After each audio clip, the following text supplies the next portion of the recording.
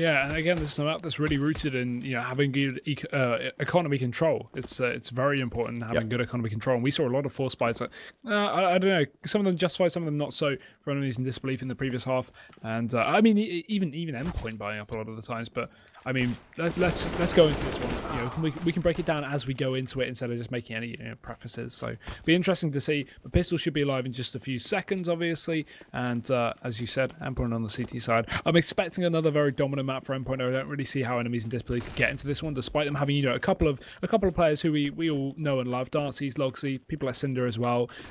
Some fairly big names. But Endpoint, at the end of the day, they are one of the top UK teams, and they do have the hard hitters like Max, like Imi, Ian, tactician, whatever the hell you want to call him. He doesn't even know. I asked him on Twitter. He said he doesn't care what he gets called as long as it's not Imi. So who really knows at this point? But yeah, jumping into the pistol in just a second. Endpoint CT, enemies in disbelief. I'm expecting something fast B, but let's hope they bring something more tactical to the table.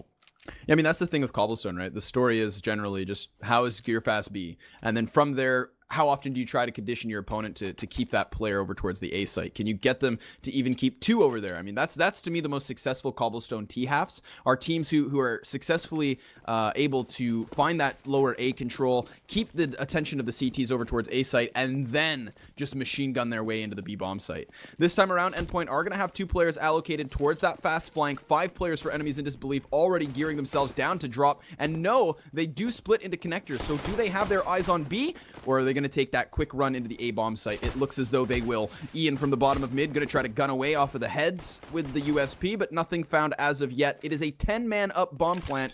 They have efficiently just swapped sides here. The CT is now on the retake. Yeah, 5-on-5 retake, not something very common on Cobble, but Ian's going to kick it off with a quick kill there from Long. Dancy's trading, and now into a 4-on-4. Ezio spotted it as well. Nice dink. Dancy follows up with the kill as well. That puts him down to nothing. And now 3 players rotating back through middle. Luzza's tagged up, and that'll be a free kill there for Cinder as he drops him. Another one. Not sure why Max wasn't checking the door. They know Ryan should be in there, and he is. 2 kills for him.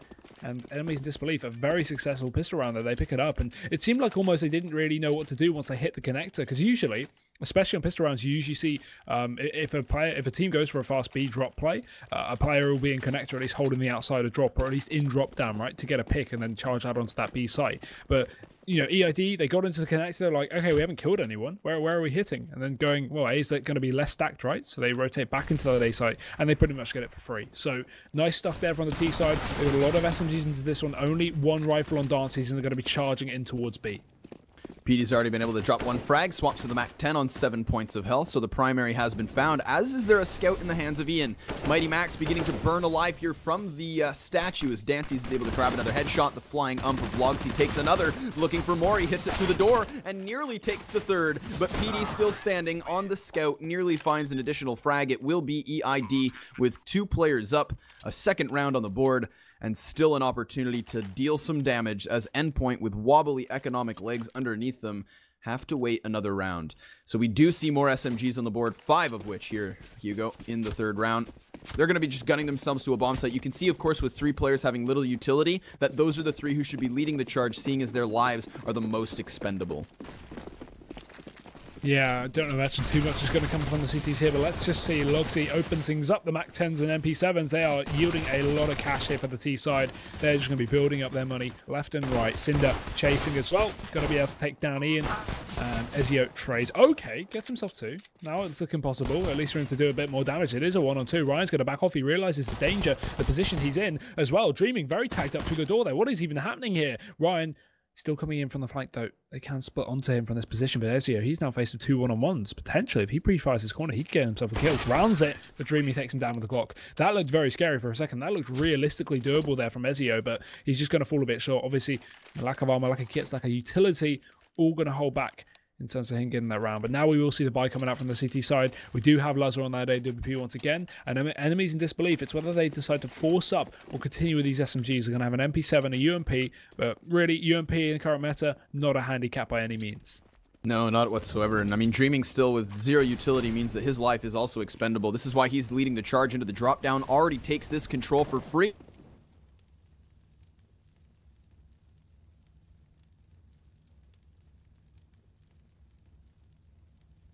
drops the head of Luzza. So the bomb now on the site, but Mighty Max puts up the fight, finds himself one, looks for two. The bomb now planted as Logsy chimes in over towards the A site. The CTs realize they are surrounded, but they've got themselves the control of the site. The bomb is sitting here with no one to protect it. Mighty Max, no kit, sticking the defuse has to come off as the smoke's now dissipated. Dancy's on the door, trying to find an entry in. Nobody's peeked it as of yet, but unfortunately for Mighty Max, no smoke and no kit means he swaps out to the op. Waiting for a bit of an angle here as time continues to tick. He's going to try to find the exit towards long A, right into the lying hands of Logsy. That got precarious for a moment. Endpoint could have nearly won the round. Had he had a kit, I think he would have stuck it. Unfortunately for him, he doesn't have such a liability, and so enemies in disbelief find themselves a fourth consecutive round. With multiple players still standing, it is Endpoint back down to pistols. Yeah, just a bit of armor on Max. The rest of them just relegated down to default PT50s here. I don't imagine too much will come of it once again. Enemies in disbelief looking like they're going to have a storm on their first half so far. Already 5-0 basically, assuming they pick up this anti-eco. And I can imagine they will with entries like that. Ryan takes down Ian straight off the bat. The one armored player on the other side of the map is going to start his rotation, his path back in towards the A site, but it's already going to be too little too late as these players are just getting dominated here. Ezio doesn't get the think off, but he's going to get traded from behind. Max as well gets caught out. I'm not sure why Luz was still sat towards the B site for so long, but he is eventually going to make his way back towards A, taking the long route. Enemies in disbelief, they got themselves a 5th round. This is very, very good here, considering they only got, what, 6-7 rounds in the previous map, and now they've pretty much done the same job in just the first 5. Yeah, I mean, it is T-side cobblestone, so it's nice to see them having the success. Again, they had the pistol and the 2 conversions. Now, on their overpass T-side, half of their rounds came from the pistol and conversion. So you're absolutely right. They're off to a much better start. But we did also find them in the 6-1 scoreline before it went 6-14. Or excuse me, 6-4 to 6-14. So we've seen Endpoint with a slower start before. This time they will find themselves back into the gun round, so it could be here and now that they turn things around, but no guarantee. As enemies in disbelief, yet again, going to pick up the pressure, rapidly pushing themselves into the drop down. They've already made contact, but they are smoked out, and here they shall sit with Endpoint on each side, trying to box them inside of the room. That frag grenade drops Dreaming down to 35, and so they'll counter boost back up to bolster their attack on long B. Logsy, meanwhile, towards the bottom of A site, misses the shot on Ian, who was inside connector. So now Endpoint know there is a presence towards the A site, but this could be creating a false sense of confidence, seeing as there's 4 players out towards B, rather. Dog able to catch Luzza, so a 5 versus 4. Now Endpoint are also on the man disadvantage. This is continuing to be tricky. Yeah, very surprising, but EID with his great forward position over towards drop down, they should be able to take full advantage here unless PT can do something to stop it. Dreaming walking out, Darcy's going to hit the shot, and there we go. PT's been removed from the equation now instantly. Endpoint with their last 2 rotating players, not even going to attempt that retake. They're just going to full on save, and of course it's instantly called out. And I like this from the Endpoint guys. They know they need to talk this over, work out what's going wrong, because they are giving up rounds they should not be losing out on. And again, with only saving 2 rifles, a buy is now realistically not too possible unless they go for a very UMP based one. If they save 3, it would have been a decent one, but coming into the next round, then you've got to make that decision. Do we want to go for a couple of UMPs in the mix, or 3 in fact, up against AKs and AWPs, or do we want to just, save around these rifles and go for the proper buy in the next round? Well, they may not even be able to save 2 guns, because you can see Cinder's actually coming in from the flank. He's forcing his way up towards long, and I think he's going to start to clear out these angles. They're going to hit a jump. Ian knows he's there. Ezio as well posted up, but Ian's dead now. This is just going to ruin the economy of Endpoint. There's no way they can buy up this round. Ezio is the last man standing, and he may even go down himself. He will. There we go. Eco out now for the Endpoint guys, and enemies in disbelief. A potential 7-0 is going to be coming up. Yeah, they are having themselves one hell of a T-side thus far, and I think that the key of it has been this drop-down play. Endpoint have yet to really contest from within it. They put their players outside of connector because they have 2 guys on A site continuously, one of which stays towards the connector door, so he's allocated to watching the window exit into connector, while the B players themselves are now getting split up, because while enemies in disbelief have been going for the majority of their drop-down control, they've also shown presence on the platform, which forces the counter-terrorists to keep their attention in 2 separate spots. That's the thing here. There hasn't been all too much utility usage inside of drop down to force them back. If Endpoint want to change anything up in their following gun round, they could try to do it here in the pistol, but I'd rather see them try to change significantly once we get into the solid rounds. Molotovs. Molotovs are going to be the key here. Throw them up into your fast boost. Throw them up over towards platform. Just take that B control, solidify yourself into safe positions, get over into the depths of plat, get a player into the anchor of chicken coop, and from there, you should be able to handle any kind of a split into the site, as opposed to being, say, close highway lane, inside the pointless second room, again, inside of connector, where you're giving up that drop-down presence, because the moment you lose drop-down, sure, you haven't lost players, you didn't force that early fight, but you're constantly drawn to keeping your attention upon it, as opposed to the extremities of the map in the form of platform and long A. Enemies in disbelief, again, it's been a very aggressive T side. They haven't been taking too much time, and even when they execute into the B bomb site, it's not as though they're using a wall of smoke. They're not using Molotov on top of tree. They're just executing in on the fly, taking the aim duels, and coming out on top consecutively. 7 rounds now potentially on the board for them, seeing as Endpoint are not going to force the issue with rifles, but buy into pistols with some utility once again. Yep, so just your standard quasi buy here from the CT side, and enemies in disbelief. Okay, Logsy got to be on the shotgun. Interesting, interesting. Although you will trade out for an AK, so it's only just a meme, boys. You see the full AK AWP play come in. Again, the double up setup here for enemies in disbelief still. Will be interesting to see how this plays out, but they are on a different side of the map, so different areas to get these picks off. Dancy holding up towards the outside of A long, Dreaming holding out towards the outside of B long. So very, very different positions here, but still, we do see some close angles. Cinder going to flash himself in towards a long area. Ezio's holding. Oh no, this is a free headshot. Make that 2. Ian going to go down, and 3 in fact for Cinder. Nice openings up towards the A long area, and that is going to completely relinquish any control Endpoint had towards the A site. Now Mighty Max and PT looking to save. And save they shall not, at least not Mighty Max, who meets the op of Dreaming, who does then fall off, so he's going to keep himself alive and secured. PD, the only man up, with only a 5.7 and a kit on top of it. Now, we did see PD and Mighty Max both playing inside of drop down this round, so they had 3 players out towards long A with the pistols, waiting, of course, for that long control to come their direction. And, I mean, ultimately, you'd think they'd be able to trade a frag, but when Cinder is just there hitting shots, well, that's a tough game to deal with. So enemies in disbelief play this anti-eco superbly. Just inch their way slowly. They're pushing forward. And I mean, even if Cinder goes down in that first engagement, well, he had players by his side to trade him out. Of course, there was this weird situation where a double op setup versus pistols can always be made scary if, of course, those ops are the players who have to then push forward to a bomb site. But fortunately for those AWP players, it was all on Cinder that round, and he played superbly. So excellent round. Anti-eco swept under the rug, and now it is guns once more for Endpoint. They've got themselves 1 op in the hand of Luzza, and everybody else on M4s. PD, inside drop down. So they have made a transition from their B-site defense. They are no longer over towards platform, but instead up close and personal, trying to find themselves a fight. And Dreaming, the player with the op of all people, is going to try to take drop down control, and that is an over-ambitious play, but it works out, hitting the headshot onto PD. Dancy's takes another one off platform, and those ops just hit 2 crucial frags to put EID into a 5v3.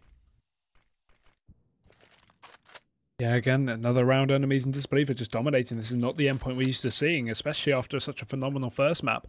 It's not like they're just off today. They're just off for this specific map. Although Ian, nice shot there, just through the close angle, going to be able to catch out Logs. He sprays him for more as well. Cinder's very tagged up. Ezio baiting it out, but it's going to work out because he gets himself 1, no. Sadly, not 2, but still loads of damage done. No reason to save the Mighty Max. He's just going to go for this, at least attempt to get a round on the board, because the thing is, you keep saving, you keep giving away rounds, and they can't afford to carry on losing at this stature.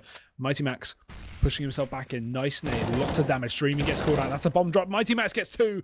Cinder's going to get taken down, and Darcy is right behind. Mighty Max has no idea, but he turns. Oh, he actually gets it. I never in a million years thought he was going to be able to react that fast, but he gets it. And Endpoint, they pick up their first round on the board.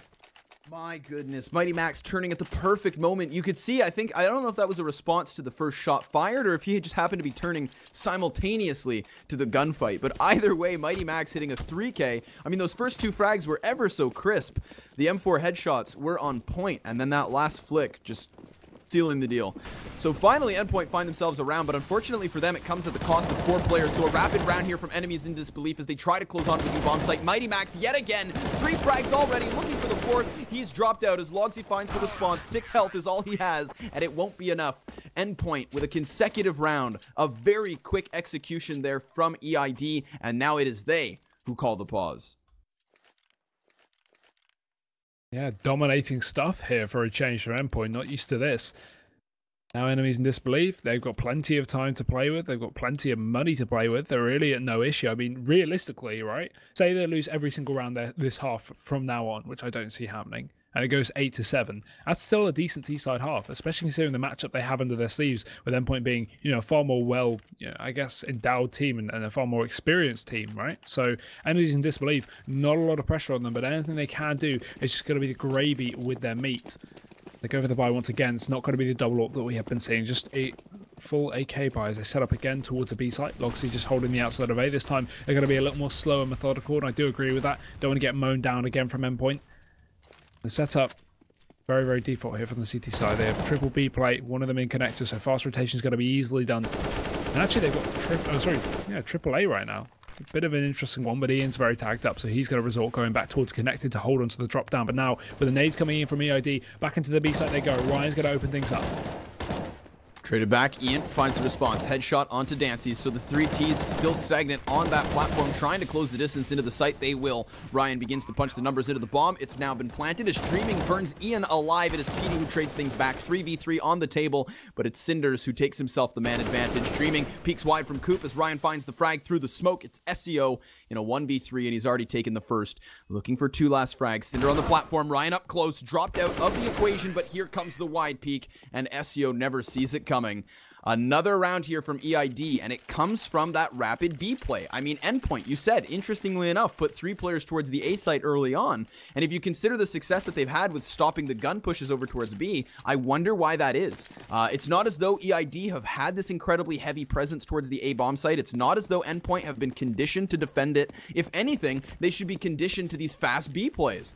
Again, the AWP comes out of the equation, so maybe this changes things up, but this time around it is Luzza on an op. The rest of his team going to be struggling, other than SEO, who has himself the M4 and some utility, but there's no kits, a clear lack of grenades, and also 2 players on sidearms here, where EID are back in the driving seat with what could be another round. 9-2, a potential scoreline, just as Endpoint were starting to piece the CT half together. It could be them back on the back foot yet once more. Either so Ian, first engagement here is going to be spotted over towards Dawn, just backs off safely, doesn't want to take an engagement. Ezio, he's so exposed there towards the drop down, so much damage received, and Ian just gets taken down straight away. Logsy finds a headshot, and Mighty Max, he will refrag things with the pistol there. Ezio is diving out, not sure what he's doing this round, but it's not working out at all. Logsy has gone big, he's got himself 3 kills, now it's all on Luzza to rotate back in the bomb. It's not down yet though, so he can still do something with this, but as you can see, the bomb's going to be brought towards default. Logsy getting that prompt Molotov, he's going to force Luzza in or out, and he'll go for the former, pushing himself into the site. Dancy's posted up towards Pato, but he's got 2 players to deal with on a crossfire setup. This is going to be all down to timing here. Luzza going to have to turn around, and what could he really do in that position? Cinder drops him, and enemies in disbelief. Another round on the board. 9-2. Endpoint again. Money is screwed. I mean, here's the thing, right? They were going for this early B fast aggression early on in the half. Endpoint had kind of transitioned into a different setup, allowing for them to finally get those 2 rounds on the board. But enemies in disbelief in that time had been using their AWPs over towards the A site. So maybe actually I am understanding as to why there was that defense from Endpoint. They assumed that the rush B strategy had come to a halt. Unfortunately for them, that is not the case. They lose now 2 rounds to it, and enemies in disbelief immediately transition back to the A site. They're going to be looking to use their weapons advantage, seeing as it's pistols across the board for Endpoint. Nothing upgraded other than the 1 frag on Mighty Max, but PD able to find 1 frag. Ian takes the second. Suddenly the T side walking into their deaths as the CTs have a man advantage and an additional frag. This is incredible. Ryan trying to close to the distance. He's gonna get surrounded and another one taken. It's just down to Cinder. What in God's name am I watching? As James would put it, death by paper cuts, just spamming USPs coming from every single angle. It's like bee stings here, just Cinder remaining to try and push in. He has got the time on his hands though. He's got a Molotov as well, plenty of utility to work with. Issue is, he's going to need to hit every single shot, because as soon as he misses one, gives away his position, and they can just dink him from there onwards, but he's going to push him towards the site. Has a P250 to play with for that close range engagement as well. Luzza going to be able to walk up towards the ramp. It's all down to whether he peeks. He will expose himself. There's the dink I talked about on Luzza. 2 dinks. It's going to be the kill. Endpoint, they pick up another round somehow. Not too sure, but either way they make it work. And now they're going to be able to save plenty of rifles into this one as well. 3, 2 AKs and AWP. The buy coming in as well here from the Endpoint side. Enemies in disbelief still able to afford here on their T side, but either way, 9-3, Endpoint got to be pretty scared.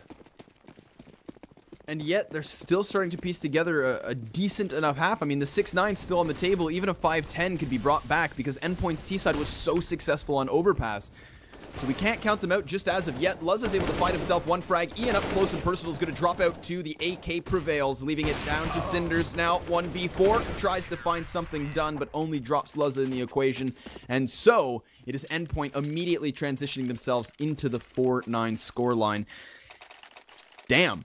That comes all off the back of those USPs, and that was incredible to watch. I mean, there was just this disjointed push from EID when they tried to cross into the A-bomb site, maybe getting a little overzealous with their peeking, thinking they needed to at least plant the bomb in that scenario, and it costs them. Now they transition back to the B stack, and this is where Endpoint are now playing 4 players. Once more, EID going to try to hammer this home. PD on the other side, though, sprays wildly as Mighty drops 2, 3, and 4. Dreaming goes down, leaving it just to Cinders, who takes it back by at least 1 frag, looking to deal additional damage as Luz is hot on his heels. Op shot rings out, but it doesn't connect, and now he's jumping back and forth, trying to stay alive behind the cover of the rock, but time is of the essence, and Endpoint's hitting shots.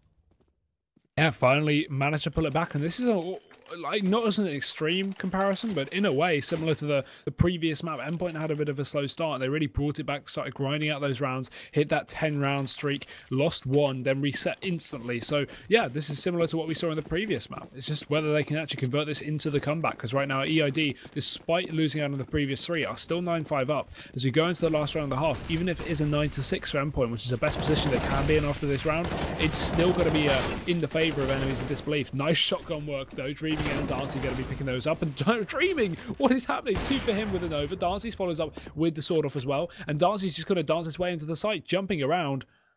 There's 1 player on the site, there's 1 player still in A. I'm not sure why he's taking so long to rotate here. Ezio only just clearing out the connector now, and they know where Darcy is. He just heard him drop, so he's going to be rotating round the back of the box, trying to spot out Luzza. Oh my god, it's just timing. It's Ringer Rosie. Darcy, come on, he's going to spot someone eventually. No, Ezio, as soon as he turns around, that was just ridiculous. The worst timing I've ever seen. Endpoint going to be able to pick up that round. 9-6. If they pick up the pistol, it's fair game. I mean, this is you were just bringing it back up, similar to what we saw in Overpass. A slow start from Endpoint that ended up culminating into a decent enough half. And the question at the last halftime was, are they going to be able to win the pistol? Are they going to be able to get those first gun rounds on the board? And are they going to ultimately lock out EID? And they did, quite convincingly, once they got on the T side. For the most part, just because of their sheer aggression. Remember, we saw Endpoint, even at the beginning of their T half, start off quite slowly. They weren't able to get themselves into the driving seat until they started pushing bomb sites, playing that aggressive style, and really kind of, forcing themselves into EID. So will that be the same thing on Cobblestone? It could be, seeing as this is a map that lends itself to such a strategy over towards that B bomb site. And again, you can even, once you're into the rifle rounds, go for the fast A play, assuming that, again, the B bomb site is generally stacked. That's not always the case, though, and currently there is only 1 player in drop down for the CT side. Endpoint going to be mirroring the pistol round of the previous Ts, but no sir, Cinders drops it out, finds himself 2 frags before Luzza and PD are able to do the exact same back to the 2v2 bomb on the back of PD. As they have connector control, he peeks out wide to the site, takes a headshot, leaving Ryan on his lonesome. Oh, and he hits it, seals the deal. 3 headshots to PD's name. They don't go for that drop connector A play, but instead just try to find the opening into the B bomb site, and he does. So Endpoint straight out the gates, they grab the pistol. All they have to do is convert these rounds, and we are back into a tied game. Yeah, pretty much. I expect that to be likely as well. Endpoint are always fairly clean on their anti-ecos. I haven't seen to be throwing away too many as of late, and UMP's out again here with the combination of the Galil on Mighty Max. They are going to be setting up once again for a bit of a fast B play. Ryan playing close here. We also have a bit of support as well from the man Dances. He's up in that cubby position, the new angle.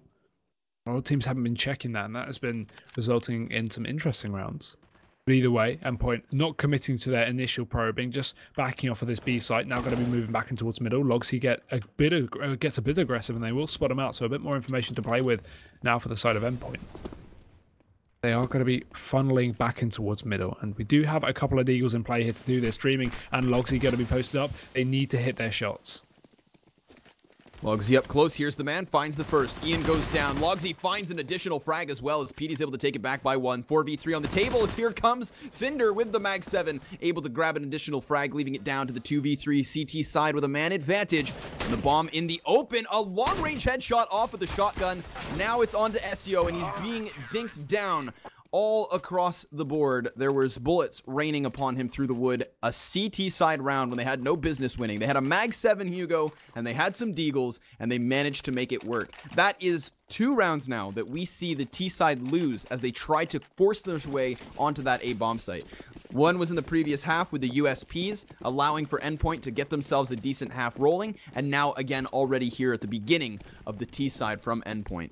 They are locked out, but they'll try to force the issue, buying back in with armor, 1 AK, and Tech 9s across the board. It is EID in control of this round, at least for the weapons, but already this long A push has worked out. It closed the distance. Catch dreaming with his pants down, standing in the open. SEO to the back of the site, safely planted. The real question is, can Logsy hit the flank? He's already heard Mighty Max, and Luz has taken an additional frag. The T side firmly in control of the site. Logsy also toppled. Yeah, nice frag there from Mighty Max. Catches the rotation. Now 2 players remaining here. It's pretty much the save, surely. I don't imagine him going for this unless Ryan can get himself a couple of quick kills. Grabs one. He's also going to make himself known as well. Spamming away with Tech 9. Ryan just trying to take a right engagement to try and take him down. And he doesn't. He falls. That's going to cause Dancy to fall back at least and rotate back in towards the B site. Try and hold on to this gun for the next round. But again, it is likely going to be Endpoint to pull things back after a nice reset. Despite enemies in disbelief, able to pick up that force by, they are going to fall at the next hurdle.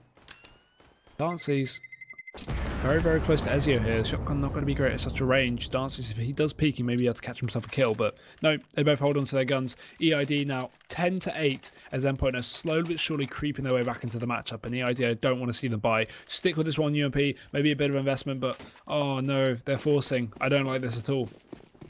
Yeah, they're really trying to make this happen, and I mean, the buy is now delayed. Here we have Cinder just buying in now. Still 2 players on $2,000 who didn't quite invest themselves, so this is a very mismatched purchase, but Endpoint just going to aggressively try to close the distance into the B site. Here is Dreaming, who goes down first. Ian able to find the frag off of the ump.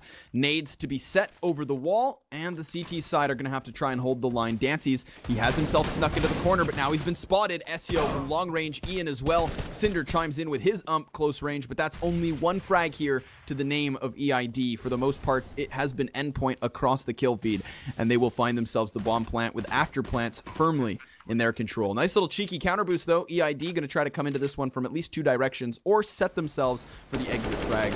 I think they've yet to decide. He tagged up a bit through the wall. I don't see them going for this. Maybe exit frags at the most, but even so, right? Just surely save. You're going to be on a eco next round anyway. Just reposition back with the pistols. Try and open things up instead of just going for players that know exactly where you're playing. Take this into a new round surely, but we're going to see Cinder chase. There we go. Gets himself one. Only a shotgun dropped. He can't even grab it as well because Cinder dropped down. Luz is already on the flank, so he's already taken out the equation. Logsy holds onto the Deagle and the armor, but still, it's a small victory. Endpoint, they do pick up the round again, 9-10, creeping their way back in. It's going to be hopefully the eco. Hopefully we won't see them buying round a Deagle, but you never know with UK teams. Yep, it is going to be the eco, it seems. Slight investment from Ryan, 5-7 there. Others not even buying up here. They know that the loss bonus is going to be critical. They're going to have obviously 2,400 going into the next round, so don't really want to drop it lower than 2k. At the very least, EID going to be off at the flashbang and the smoke. That flashbang currently headed in the bottom of A. So I was going to say maybe they're able to obscure this assault from the T side towards the B site, but no utility here. Just raw pistols, no armor. Up close, Dreaming. Yet again, the first casualty of the round. Here comes this flash from the T side as they look to close the distance. They've got a player hot on their heels. Cinder coming in from back once more, but PD hits a headshot, clearing off the site. 1 man left in coop. Dancy's peeks out wide to his demise. Luzza finds the frag, and it is a 5v2 yet again. Endpoint plant the bomb. Yep, and small consolation if Logsy can even pick up this kill. He won't. He gets a lot of damage. Cinder going to push out of the drop down as well, and he's taken out of the equation. So it's 10-10, equal pickings now as enemies in disbelief going back into their buy. This is good though. This isn't too bad. I mean, Endpoint have obviously clawed their way back in a good start, but enemies in disbelief can't be too disheartened. They've still got a buy. They've still got a 10-10 ahead of them. And yeah, it's realistically doable for them. It's just whether they can actually piece together these next few rounds and not allow Endpoint to start building up their economy on the T side as they have been doing and start getting ahead of themselves in terms of confidence. We're going to need to see enemies in disbelief pick up this buy round, and that is going to be really the aim of the game here, but Endpoint setting up outside of A, 3 players there with the bomb as well. A couple of players towards drop down, and either, PT and Mighty Max can either back off and just go in towards middle, join their team, or attempt to keep these players towards B for the stack, or maybe even drop into the drop down and try and split into the connector for this take. It seems that they're going to be putting pressure on long, just trying to keep enemies in disbelief in position for the time being, so an Endpoint can walk into a relatively unguarded site. Now, unfortunately for EID, they have a player boosted on top of the Humpty Dumpty wall, and he's going to be completely bottomed out from both sides. There we have it. PD finds himself the kill. Logsy is able to take one frag, but Ian quickly trading back, and the T side have the plant inbound. There's a minute still on the clock for him to cross, so there's absolutely no rush here. Don't force the issue. We've seen teams be completely halted on the A site. Luckily for Endpoint this time around, enemies in disbelief are already content to save their weapons and succeed the round to their opponents. Endpoint will now find themselves back into the lead. So this has really been the story of the night. Endpoint with a slow start in the first half, start to really piece themselves together. And I mean, that second round here in the T side of Endpoint, we thought, okay, maybe EID get their feet underneath them early. Unfortunately, that has not been the case. Now the dynamicism from Endpoint's T side has really been nice. We've seen them split out into connector, drop those fast plays into B, and this time versus the guns, just creep their way into the A site. And what's really cool is the fact that terrorist teams are able to exploit the fact that it is so difficult for the counter-terrorists to garnish information on this map.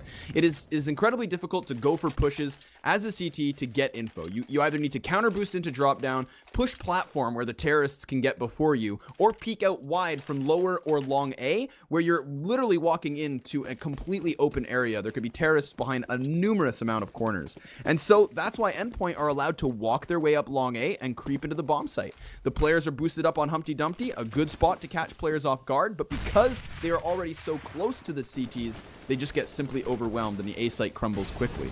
Endpoint, once again, going to try to use this strategy as they creep their way forward. This time around, though, EID have changed positions and are closer in order to stop them.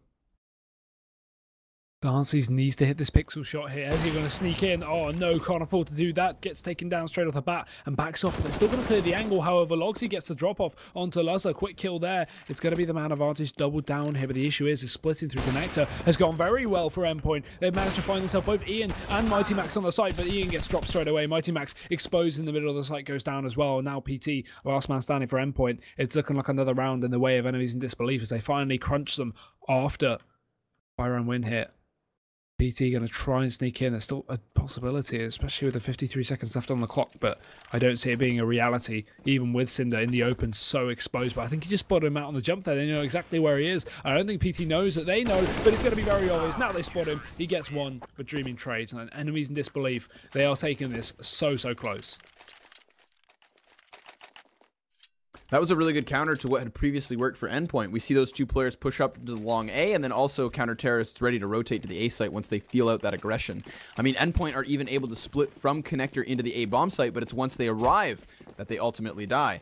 So, Endpoint going to swap things up, go once again aggressive towards the B site where they had found earlier success. Enemies in disbelief, already 3 players here to receive the push. Can they stop it, though? That's the question. SEO takes the first one. Dancy's going to be pinned down behind the statue as Dreaming finds the response, and Dancy's through the edge of the wall, able to grab a headshot. An additional frag is found, leaving it all down to Max, who has been able to find himself already 2 frags in this one. The bomb now onto the site. He's looking to grab a headshot onto Logsy, but Logsy comes out on top of that duel, and EID are back in the driving seat, leading by 1. Yeah, and Endpoint, of course, still able to buy, as they did have a good streak of rounds earlier on in the half. But again, you've got to look at this. Enemies in disbelief. If they pick up another round here, these Ts, they are going to start to face a little bit more of an economical strain on them. Without a bomb plan, I don't expect to see a buy from Endpoint. It does depend, though. Let's have a look later. EID still with the AWP on Darcy. The rest of them going to be back on the rifles as per usual. Once again, Endpoint setting up outside of B here. This time a bit slower, not wanting to walk into anything too fast. They need to find themselves the opening pit before they commit, because too many times it seems like they lose out on this man advantage so early on. And that's just due to them taking up A long control without really, good flashbangs, good utility usage, just walking right in and getting picked. Now it's going to be drop down control, in which they try to take, as well as a combination effort over towards B long. Enemies in disbelief, just using their utility for the time being, trying to hold them at the site, trying to deny any entries here for the T side. Much slower round than what we're accustomed to in the previous few. Endpoint going to use their utility to clear out the back of plat. Nobody found in that circumstance because Dancy's has the op trained upon the angle, and Luz is on the receiving end, but the smoke plumes, neither opper find the angle, and Dancy's is actually going to get aggressive here, trying to work the side of it. Could be to his detriment, but no, he escapes with his life, only a quarter of his health, however. Meanwhile, PD was able to find an opening frag, Dreaming trading that one back, leaves us into the 4v4, and Dancy's has now been pushed back from platform entirely, assuming a position towards Chicken Coop instead. The bomb going to circle its way back to the A-bomb site, where currently we do have Cinder alone out towards long A. He is very much committed to stables. He will not be able to cross back to the bomb site because there are T's breathing down his neck. Meanwhile, the rotation has arrived. We've got a player in position. That's going to be, of course, Logsy to the back of APC. Deals damage. Here comes Cinder. Finds the frag. The crossfire set successfully so. And Cinder, with a 3K in the round, is looking for more. The bomb's in the dirt. Ian completely blinded. Manages to find the frag as Cinder gives his back. Ian does the same, and it will be EID who come out on top. The time playing against Ian in that circumstance, seeing as he had 7 seconds left to play. Endpoint now down by 2, and EID continue with the success. Yeah, I wasn't sure if Endpoint were going to buy, but they actually get a fairly decent one out of this. They had a little bit more in the back than I was expecting. They only have one Tech 9 on Ian. The rest of them on the rifles, and actually a fairly formidable buy to deal with their opponents. But again, the EID, doesn't matter what buy they bring to the table, always seem to be shut down. However, they're going to go for the fast B. This is how you switch things up. This is how you surprise your opponents as they storm into the site. Ian going to be delayed and pushing into this drop down, while these players will not expect him from this position. He's holding off for the aggressive rotations, which aren't coming in. They will safely rotating into the connector, the fastest possible route. And Ezio going to go and try and get that bomb down. He is very tacked up as well. Luz has been shot a bit down as well, and so is Mighty Max. Good stuff so far from the CT side, but eventually a tease, they are going to bring the man advantage back in their favor. Good boost as well onto the tree. Mighty Max maybe have to follow up, especially with Ian as well, holding the flank. Cinder's walking into it. This is good. Mighty Max drops another on the site. One more to deal with. Bombs down, and Endpoint, they picked up another round. The fast B play works out phenomenally. The issue is, if that's their only trick in the book that can yield them around, what are they going to do next time? That's actually a really good question. They could be running out of steam here. Endpoint, at least finding a bit of a response, keeping this one competitive, in the CT side have to find themselves back into the force. I mean, pistols, armor, nades, and an ump here for Cinder to play off of. They bottom out their economy, and Endpoint certainly have an opportunity to force this one down their throats. However, we've seen them do more with less, so EID should not be counted out just as of yet.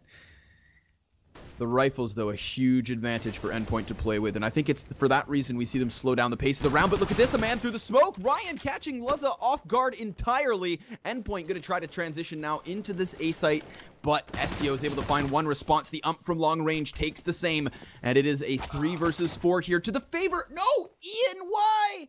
He knifes Petey from behind. That, what? Petey wasn't even on his screen in that knife.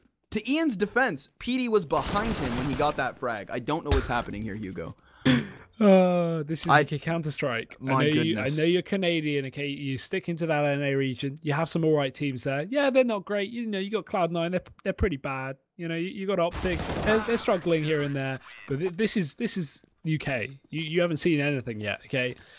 Endpoint going to be missing out on a round. I don't know how much that team knife would have changed it at the end of the day, but still not exactly what you want to have, especially coming into the mental game of Counter-Strike. The confidence going to be, you know, very, very down and out here for Endpoint, I can imagine, with enemies in disbelief really leading the charge. Another reset coming onto the economy of the T side. They're going to try and force things up here just to contest this map point. They go for the AKs and the Tech 9s up in towards A long. This time, once again, a fast play as they did in towards B previously, but this time it's on a different position. They're going to be charging their way up. I think the footsteps are going to be heard, though. We do have players over towards the A site playing aggressive positions like Cinder, for example, and Logsy posted up towards middle. The rotation will be called in as well. Look at this. We've got 4 players essentially within reaching distance of A. So Ryan's going to rotate back towards the B side just to be safe in case this is just a bit of a fake. Still, we've got enough players to deal with the push from Endpoint, and Cinder being one of them. One for him, PT trades, Logs is going to call for the forces to back him up. Yeah, that's it. That's a lot of early information. So despite Cinder only finding 1 frag in that scenario, at least the CTs have been able to rotate over. And here comes Ian from the bottom of drop, denied as Ryan up close finds the frag. Putting the counter-terrorists into the advantageous position. 4v3 is what we've got on our hands here. Logsy's barrel, though, this has been spotted. So SEO, no, he's not able to find the frag, leaving this into a single-pronged assault. All the players from Endpoint coming in from the same direction, one of which has fallen. PD up close, nearly finds the second frag, but he too denied. It is EID standing on the finish line. They have secured themselves 15, and they have put the terrorists in a difficult economic state. It is going to be armor, upgraded pistols, and a bare-bone utility buy for Endpoint to try and muster this comeback. 3 rounds is what they need to force the OT. If not, EID have split the series 1-1. And that is looking just so likely here. I don't imagine Endpoint going to be picking it up. Although I don't think Dreaming realised he actually left his AWP in spawn. Good job, dude. Got to run back and grab an M4 instead. It's actually just left his rifle, not an AWP. Either way, they're all going to pick it up eventually.